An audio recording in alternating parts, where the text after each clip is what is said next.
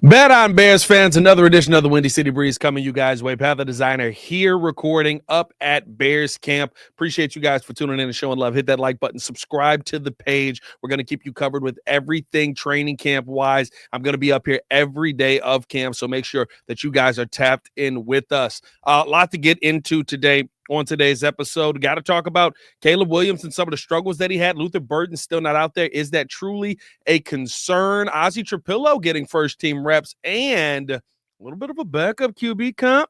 Hit that like button. Like I said, stay tapped in with us here on the Breeze. Let's start it off with, I think, the conversation that a lot of people are concerned about. Luther Burden still not being out on the field right now. He wasn't even at practice, which to me is a little bit more concerning because we haven't seen Luther Burden at any of the minicamp practices, any of the OTA practices. It's not that he hasn't been in the building. We just haven't seen him out there on the practice field specifically. That to me is a little bit concerning because it's like, okay, is there a serious injury? Is there something that we truly need to be worried about? Or is this just, him dealing with something? Saw Brad Biggs tweeted out earlier that he was dealing with a hamstring injury before. Maybe that is lingering, which is something that I think Joel brought this up on the podcast yesterday to me, that hamstring injuries are things that linger on for a while and usually don't end up healing themselves while you're going through the process. So if that is the case, it would make sense why we're not seeing him out here as of yet, because you usually want to let that thing get all the way back to being 100% before you even start getting somebody out on the field. If that is the case, I don't know. Brad Biggs tweeted that out, so I can assume, Biggsy does his homework. He's a great reporter out here. And so to me, I would say that's probably what we're seeing from Luther Burden. But again, I don't know. They haven't reported that to us, and we'll see kind of what that is in the long run. The good part about it, though, is you do have pieces that kind of can take up that slot position right now, right? If you want to, if we're being honest, Colston Loveland really fits in perfectly there as well. I think you also could talk about Olamide Zacchaeus, who has just been a kind of a safety blanket for Caleb throughout the process. Now, today in camp is a different conversation, but what we've seen early on, Olamide Zacchaeus and Caleb Williams have had a nice little rapport back and forth together. So I'm not that worried about when Luther Burden gets back. It's kind of like, hey, take as much time as you can. And I think that's a spot that he can still come into camp and when can still come in to practice and when, if he is the best wide receiver on the field. We know how Ben Johnson operates. And oh my goodness, ladies and gentlemen, did we get an opportunity to see how Ben Johnson operates today? Let me know if you're concerned about Luther Burden in the comments below. Do you feel like this is something to worry about? Or because, you've got people that can man that position right now, are you a little less concerned about Luther Burden being banged up early on in camp? And he'll probably be back at some point here soon, I would think. The Bears don't seem overly worried about him at all. Didn't even place him on any of the injury lists that you could have, right? Didn't start off on PUP or anything. So I'm glad to see that at least, and hopefully we get him back in here soon. But Caleb Williams, I would love to come on here and tell you that Caleb Williams had a stellar first practice. Now, again, first day of training camp. I thought Cole Kmet said this best today when we talked to him at the pressure. We talked to him, TJ Edwards, and Dennis Allen. But I thought Cole Kmet said this best. This isn't really right now a results-based thing. It's truly, are you learning? Are you understanding the system, understanding where the ball is supposed to go?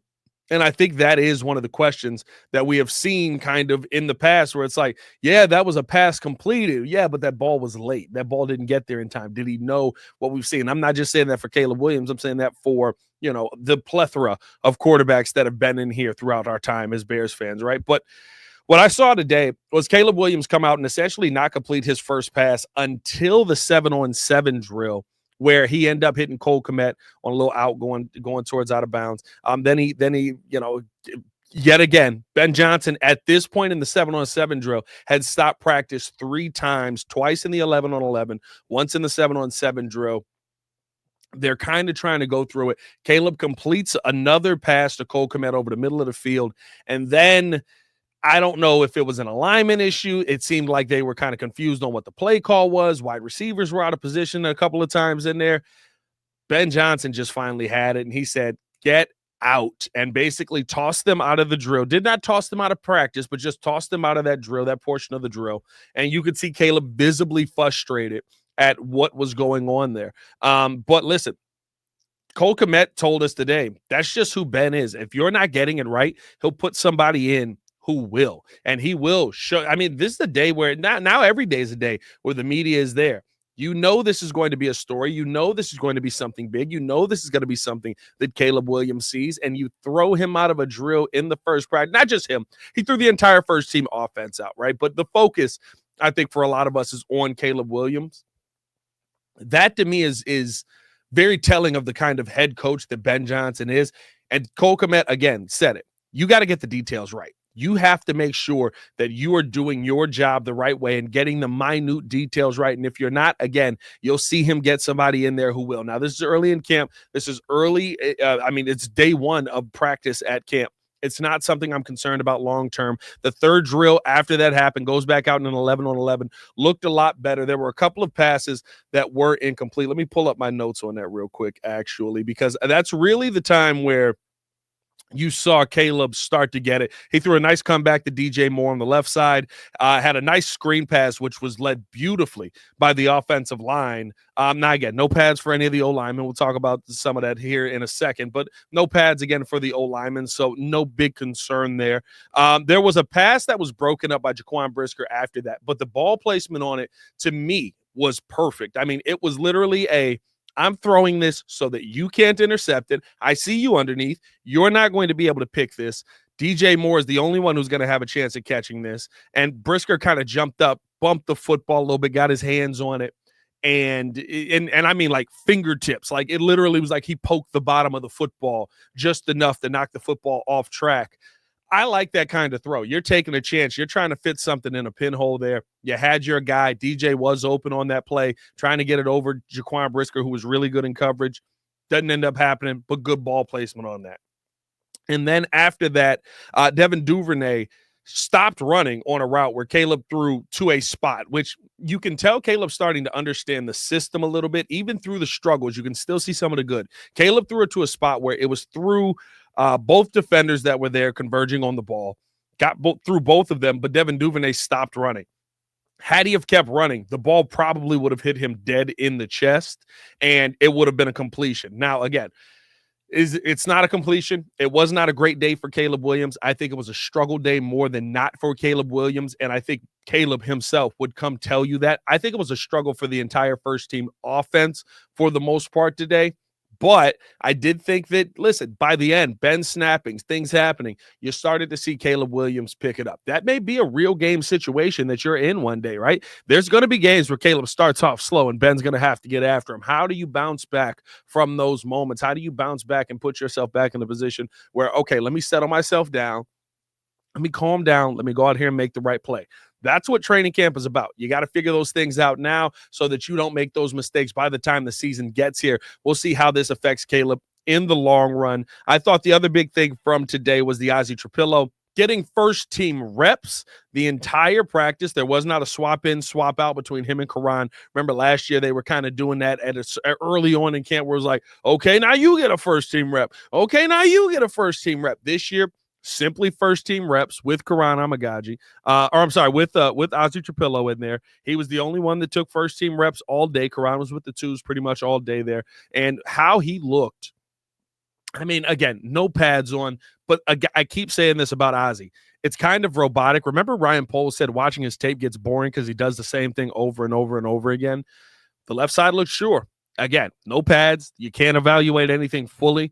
But if you talk about a kid just stepping out there and going up against the ones and basically saying, okay, this is my shot to try and prove that I am that guy and getting the first team reps, he looked solid out there. Now, will Karan go out there tomorrow and be just as good? 100% possibly could. I don't know if Karan's going to, get those first team reps or not. We'll see kind of what that competition is. But Ben Johnson said he's going to give everybody a fair shake at this job. Ozzy having that start today, though, feels like he might be a little bit ahead of Karan. And I said this in my morning drive video coming up here. I truly believe that because he is a Ben Johnson and a Ryan Poles guy, that you do have to look at Ozzy as having the advantage right now, but we'll see what ends up happening in the long run. I think that right now, if you're talking about who's going to win this job, we don't know because we haven't seen the other side of the competition. Karan Amagaji could come out and have just as big of a day, but very telling to me that Ozzy got the first team opportunity. And I'll give you this one, right? For all of the Tyson Bagent guys out there, TB12 or TB17, I should say. I went TB12. I was like, no, that's Tom Brady. TB17 starting off with the third stringers today. Case Keenum getting the backup role. I was a little bit surprised by that. None of the offenses really did anything crazy, although Tyson Bagent had a dot to JP Richardson. I ain't gonna lie to you. Against the third string defense, it's very tough to evaluate Tyson because I know he's better than third stringers. Like, of course, he's going to eviscerate him, but this was some really good coverage on JP Richardson down the right sideline. And Tyson threw a beautiful ball that was perfectly placed. JP stuck the hand out of there, pulled that thing in one hand, it jumped up hype. Y'all know I'm a big JP Richardson guy. Y'all know I'm a big JP Richardson guy. I don't think he's going to make this team, but I hope he makes a team somewhere, man. But to me, I think we may have a little bit of a backup quarterback competition right now because it seems like Tyson Bagent running with the threes, Case Keenum getting the opportunity to run with the twos right now, and we'll see what that ends up being in the long run. But something definitely to keep the eye on, because are you keeping Tyson Bagent on this team if he is QB3 versus QB2? I think most of us assumed Case Keenum was going to be the guy with the clipboard standing in the corner. Something to keep an eye on throughout training camp. But hey, I just wanted to get this quick update. We will go live for a much more full breakdown. I'll go through kind of everything we saw in the 11-on-11, 7-on-7s, and different drills and stuff like that we saw today. Very interesting tidbit from Dennis Allen today in the presser that may help this defense in the long run. So make sure that you're tuned in with us when we go live at 5. As always, though, man, it's your boy Pat the Designer back at it again. Y'all stay safe out there, Chicago. Bear down. One love. Day 1 is in the books. Day 2 coming tomorrow, man. Peace.